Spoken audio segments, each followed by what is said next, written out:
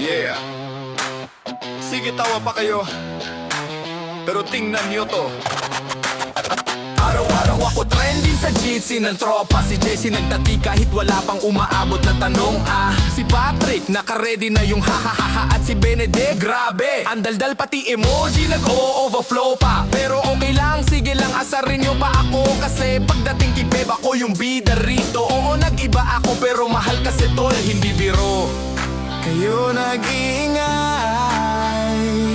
pero puso ko steady lang sa kanya. Inaasar pero in love. Sige lang, lakasan nyo pa boses nyo. Hindi nyo matatalo to. Inaasar pero in love, basta si Beb ang kasama ko. Wala kayong panalo rito. Oo, tropa, binado ako. Nagbago ako kasi minahal ako. Jesse O, may sinabi na naman. Patrick biglang nag-comment na sana ulagad. Si Benedict kayo nagparagraph pa naman. Puputol sana ako pero ang haba na ang tala. Pero sige go, i-post nyo pa. Bawat asar nyo, dagdag kilig sa'kin kay Beba. Kung laban-laban, hindi ako nabida. Di ko tatapuhan to kahit pagtripan nyo pa. Inaasar pero in love. Sige lang, lakasan nyo pa boses nyo. Hindi nyo matatalo to. Inaasar pero in love, basta si Beb ang kasama ko. Wala kayong panalo rito. Tropa, minado ako.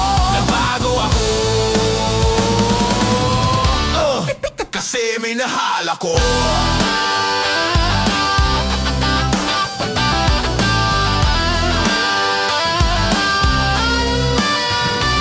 Kung may award sa pinakatropa na mga asar, pwede kayong magaway kung sino mauuna. Pero sa dulo, ako pa rin ang may Beb, mga walang hiya. Inaasar pero in love. Tawa lang kayong lahat, ako'y masaya rito. Inaasar pero in love. Sa dulo, Beb pa rin ang panalo. O tropa, o na! Mahal ko siya at proud ako.